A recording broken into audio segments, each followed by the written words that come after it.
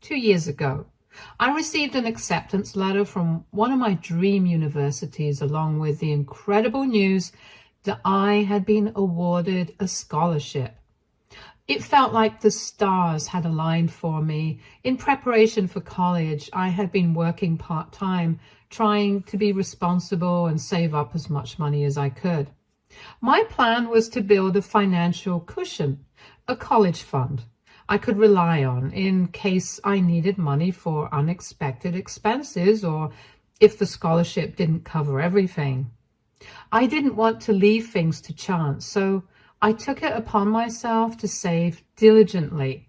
Getting accepted to college was already an achievement, but securing a scholarship felt like an additional stroke of luck, as though all my hard work had finally paid off in the best possible way. Hence, I was happy that the college fund I had been saving up could now be used for any additional expenses I would have during college. At the time, I didn't have my own bank account yet. I was still quite young, and for convenience, the money I earned from my part-time job was deposited directly into my mother's salary account.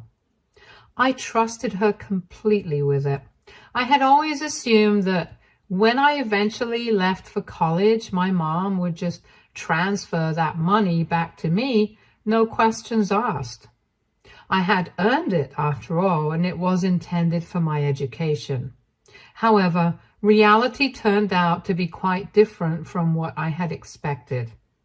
Not long after I had received my scholarship, my parents sat me down to talk. They announced quite casually that since I had been fortunate enough to receive a scholarship, I no longer needed the money I had been saving for college. They explained that because my tuition would be mostly covered, they wanted to redirect that money I had saved, my money, for my older sister's future instead. I was completely taken aback. I had worked hard for this money, and now, out of nowhere, they were telling me it would be used for my ungrateful sibling? For some context, let me explain a bit more about my older sister, Caroline. Caroline has always been the troublemaker in the family. Unlike me, who's had to work hard and follow the rules, she has always found a way to escape consequences no matter what she does. She's only 3 years older than me, but you wouldn't think so if you saw how my parents treat her. They act like she's still a little kid, and no matter how old she gets, they seem determined to shield her from any kind of responsibility or accountability. It's like they've put her in a bubble where she never has to deal with the real world. Ever since we were children, Caroline was always the one getting away with things that I never could. I was constantly reminded to work hard and be responsible. But Caroline, on the other hand, whenever she made a mistake or did something wrong, my parents, especially my mom, would jump to her defense almost instinctively, arguing that her oldest child could never be wrong. It didn't matter whether my sister was clearly in the wrong or if there were others involved.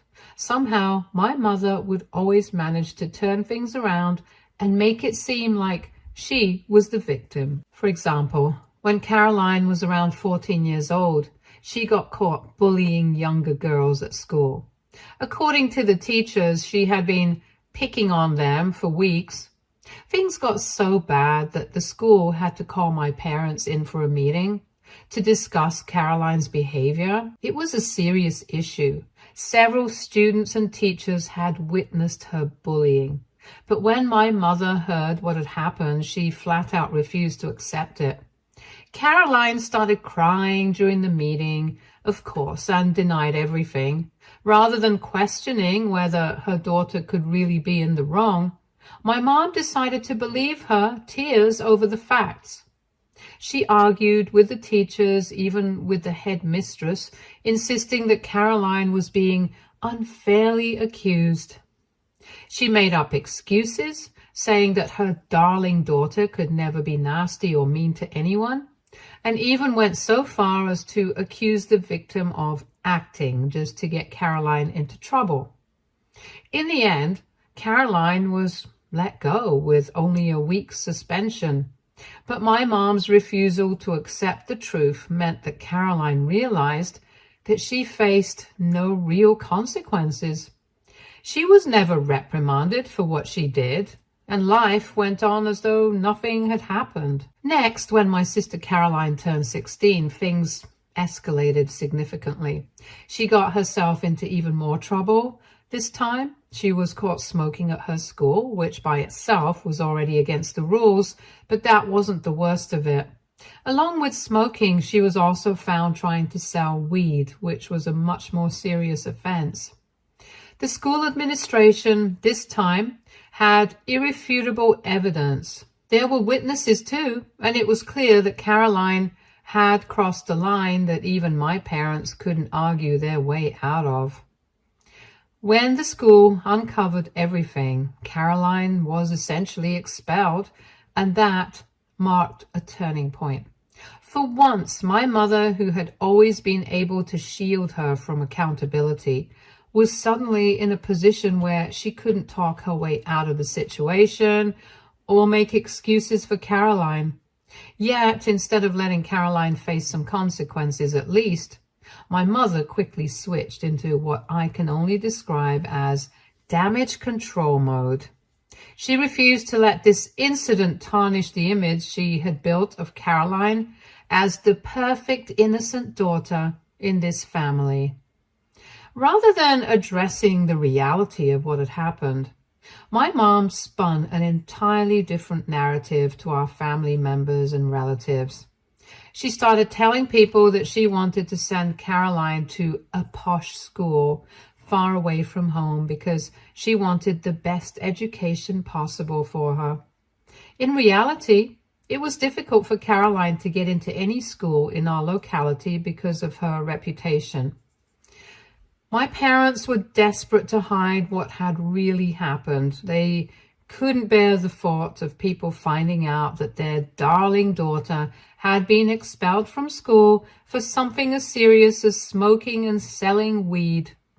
The posh school was just a cover to protect their reputation and, by extension, Caroline's. However, my mom framed it to others as though she was sending Caroline to a prestigious, expensive boarding school of her own choice to give her better opportunities and help her succeed.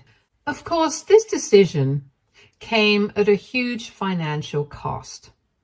The boarding school my parents chose for her was incredibly expensive, far beyond what my parents could comfortably afford. They struggled to pay for it, but they were willing to make those sacrifices to maintain the image of Caroline being this privileged, well-off girl who was receiving the best education that was far above everyone else living in our neighborhood. Clearly, my parents were willing to go to great lengths to cover up Caroline's failures and bad behavior, even when it meant putting themselves under financial strain. You would think that after everything that had happened, after getting caught smoking, selling weed, and being expelled from school, Caroline would have learned her lesson, shown some remorse, or at least made an effort to change. But no, that wasn't the case at all. Shortly after she was sent to that expensive boarding school, my parents received a call one night that Caroline had disappeared in the middle of the night. My sister had left a letter behind in typical dramatic fashion declaring that she was in love with her then boyfriend, Nick, and that she couldn't wait any longer to spend the rest of her life with him. Panic set in at home, and my parents went into overdrive trying to find her. They were frantic, calling up her friends, contacting the police, searching for any leads or clues about where she might have gone. Thankfully, after some tense days of searching, the police were able to track her down. Caroline had been staying at one of her friends' houses the whole time. When my parents and I went to get her back home, my sister flat out refused to come back home. Instead, she declared to my parents that Nick was the one for her and that she wanted to marry him immediately. My parents tried to talk her out of it for hours. Rather than laying down the law or demanding that Caroline come back and finish school, my mother in the end gave in to her demands. After some negotiating, they struck a deal. Caroline would return to finish high school, but after she graduated. My parents would support her decision to marry Nick. They even agreed to help Caroline and Nick financially as much as they could after their marriage. Can you believe that? And that's exactly what happened. True to her word, Caroline graduated, and as soon as she turned 18, instead of going to college or focusing on her future, she married Nick. My parents, as promised, helped them every step of the way. They found a place for Caroline and her new husband to live in. Since neither Caroline nor Nick had any stable income to support themselves, my parents ended up agreeing to pay their rent every month. And to make matters worse, Nick didn't have any parents around, so the entire responsibility for the two of them always fell on my mom and dad only. I couldn't wrap my head around the fact that after all the trouble Caroline had caused, my parents were still bending over backwards to make her life as comfortable as possible. They were using their hard-earned money to support her marriage, pay her rent, and basically take care of her and her husband. While I was always told to focus on studies and encouraged to take a part-time job so I could earn my own money, I couldn't help but feel the growing resentment knowing that I always had to work harder than my sister, who just got things for free, served on a platter. This kind of favoritism has been a constant throughout our lives. No matter what Caroline does, she's always protected. And when my parents decided to take the money I had worked so hard to save for my education and give it to her instead, it just felt like another chapter in the same old story. I confronted them, demanding to know why they were choosing to give my hard-earned money to Caroline. It didn't make sense to me. I had been saving that money for years to help with college, and it was mine, not theirs to give away. That's when my parents revealed the real reason behind their decision. Caroline had just found out she was pregnant. My jaw practically dropped in disbelief as my dad proudly declared how happy he was to become a grandfather so soon. Both he and my mom beamed with excitement, completely unfazed by my reaction. For them, this was joyous news, a new chapter, a grandchild to look forward to. But all I could think was, how is Caroline going to handle having a baby when she can't even manage her own life? She and her husband could barely take care of themselves, let alone a child. However, when I voiced these concerns to my parents, my mom just brushed them off like she always does whenever I raise a valid point about Caroline's poor decisions. She casually mentioned that Nick, Caroline's husband, had recently gotten a good position, so he would be able to support her and the baby from now onwards. My mom said it so matter-of-factly, as if this new job would just magically erase all of their financial struggles. Then she dropped the real bombshell. My parents had decided to take away the biggest source of tension in Caroline's life by buying a brand new apartment and letting her and Nick stay there for free. That's where they wanted to put my money, into purchasing a home for my sister so she could start her family in peace. They were ready to make yet another huge financial sacrifice to buy a house just to make sure Caroline didn't have to worry about anything. I couldn't believe it. It was like everything I had worked for, the late nights, the part-time jobs, the sacrifices, didn't matter in comparison to Caroline's latest life event. Once again, I was being asked to step aside so she could be catered to. My parents had never shown this level of pride or excitement about my achievements, not even when I got accepted into my dream university with a scholarship. After years of being the responsible, hard-working daughter who tried her best to make them proud, I was tired of coming second to Caroline in every way that mattered to them. It was a moment of clarity for me. I realized that no matter what I did, I would never get the recognition or appreciation I deserved. If they couldn't value me for the person I had become, then maybe it was time for me to stop seeking their approval altogether. I was done fighting for a place in their hearts. From that point on, I stopped arguing with them. I didn't see the point in trying to reason with people who were so blinded by their favoritism. Instead, I shut down completely, emotionally distancing myself from the situation. I just waited quietly, patiently for my chance to leave. The moment my college start date approached, I focused on preparing for that escape. I kept my head down, counting the days until I could finally move out and leave this toxic dynamic behind. But even in those final weeks, I would overhear my parents talking several times about their grand plans for my bedroom after I left. They were already planning to turn it into a nursery for Caroline's unborn child, their future grandchild. It was as if my existence had been completely erased from their minds. The room I had lived in for years was already being planned to be transformed to cater to a child who hadn't even been born yet. My parents were practically giddy with excitement about how they could babysit for Caroline and give her baby a room in their house. When the day came to move, my dad didn't even offer to help me pack or move my things. Fortunately, I had my friends who were there for me. They helped me move into my dorm, and once I settled into my new life at college, I felt an overwhelming sense of relief. For the first time in years, I wasn't living under the weight of my parents' favoritism or trapped in a house where my achievements and my efforts were taken for granted. Away from my family, I finally had the freedom to live my life without constantly being compared to my sister or feeling like I wasn't good enough. For the last 2 years, I've been focusing completely on myself.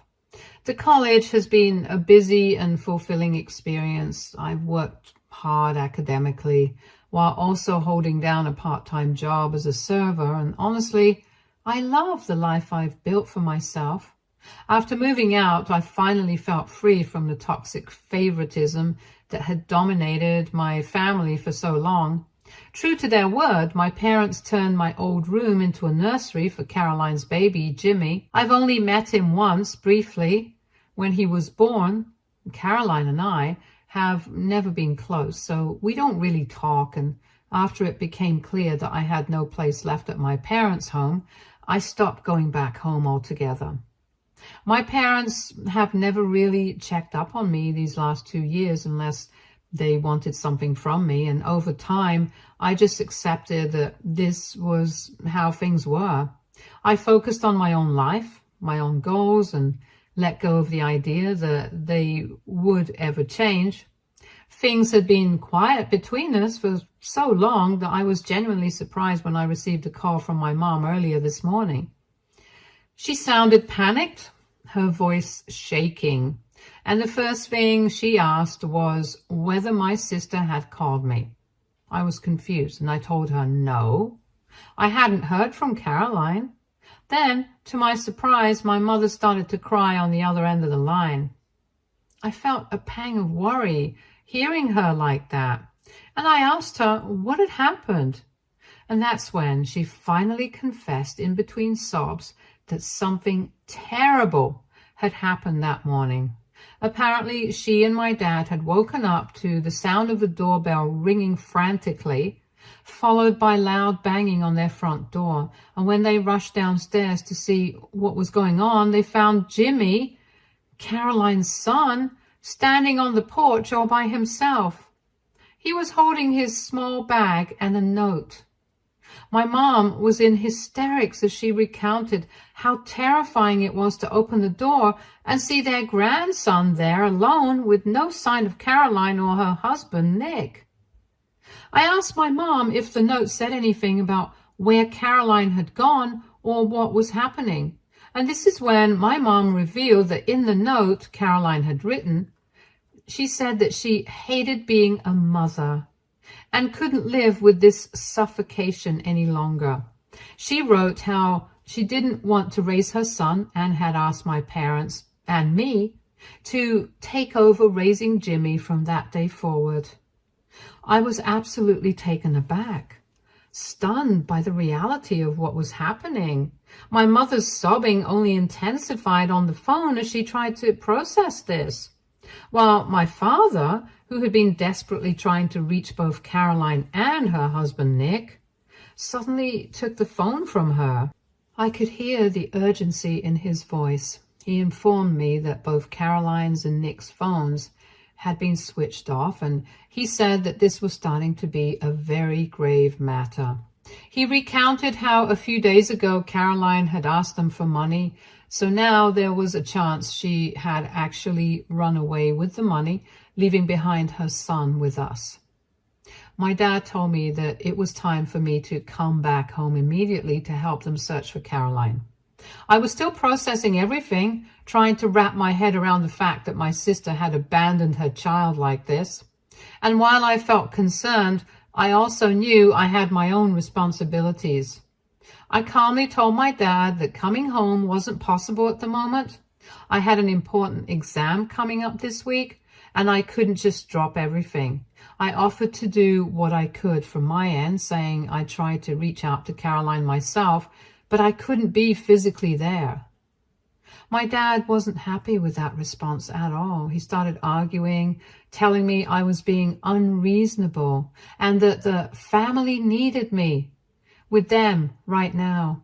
He spoke as if it was my duty to show up, like I had some kind of moral obligation to be there for them in this crisis, just because we're family. But I wasn't about to let him guilt trip me. I argued back, reminding him that my being there wouldn't solve anything. I couldn't help but point out that they hadn't needed me in the past 2 years. Not once had they asked how I was or what I needed.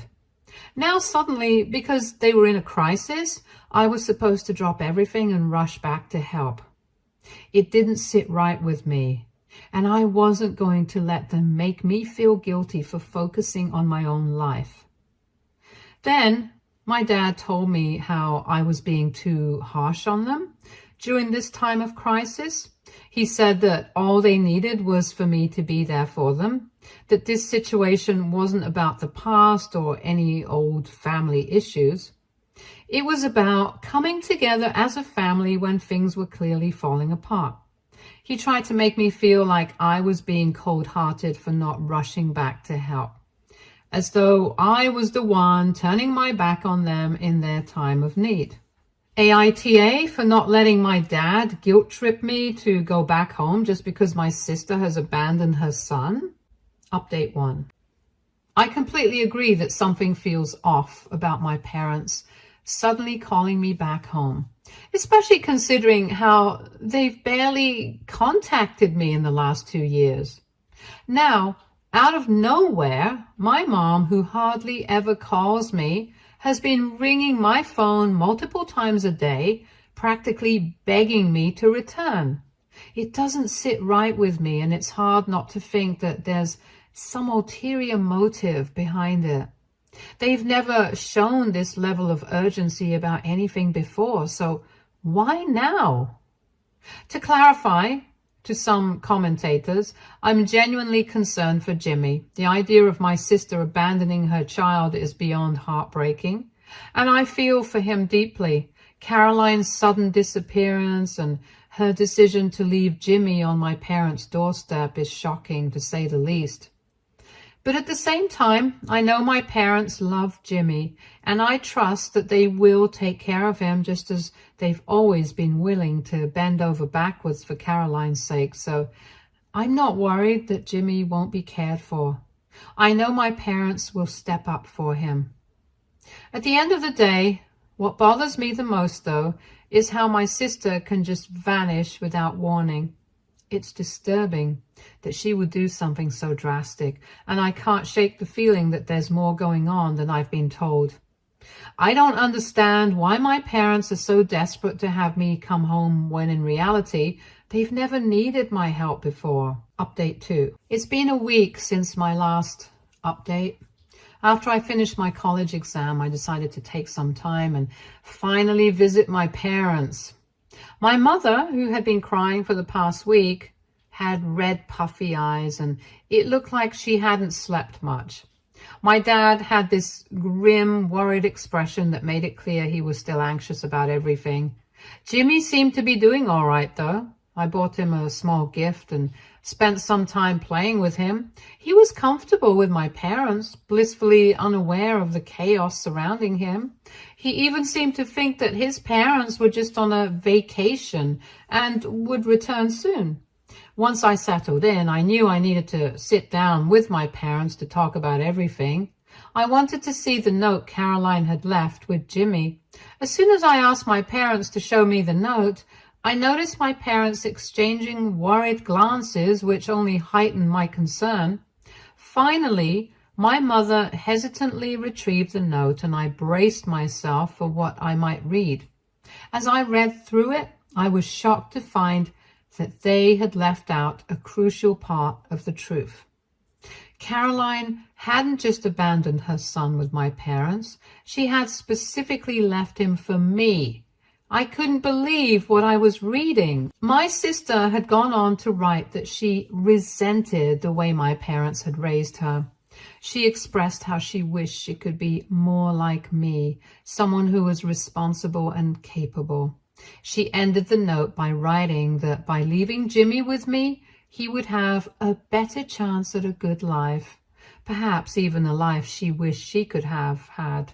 I looked up at my parents, my heart racing, and demanded to know what the hell was going on. Why did my sister leave me her son? This changed everything. That's when my parents slowly began to reveal the whole story. After my parents had bought them a comfortable apartment to live in, Nick and Caroline started to spiral into a world of drugs and neglected their responsibilities as parents, even after Jimmy was born. My parents caught them multiple times, leaving Jimmy alone at home, even as a baby, while they went out to party with random strangers late into the night. Both of them would also have violent fights due to their drug use. Caroline would often show up at my parents' doorstep crying for help with Jimmy in her arms. Hearing all this felt like hearing a story about a stranger. I mean, I have always known my sister causes trouble, but I had thought that at least as a parent, she would have given up on these things, but clearly she hadn't. My parents had knowingly kept this hidden from me. They knew me well enough to understand that I would judge them for supporting Caroline through all of this nonsense. They had tried their best to get her help, even attempting to admit her to rehab, but she would always relapse. At one point, my sister, in dire need of money for drugs, resorted to stealing from them. That's when my parents realized just how dangerous the situation had become. Not just for Caroline, but for Jimmy too. They needed to stand up for their grandson and protect him.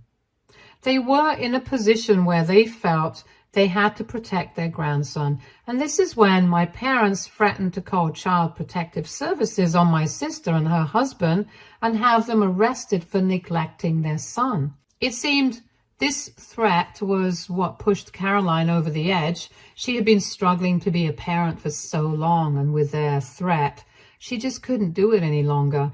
A week before she disappeared, she had asked to borrow some money from our parents. Then, without warning, she left Jimmy on their doorstep and vanished. My parents told me that it was clear she and Nick were done with being parents.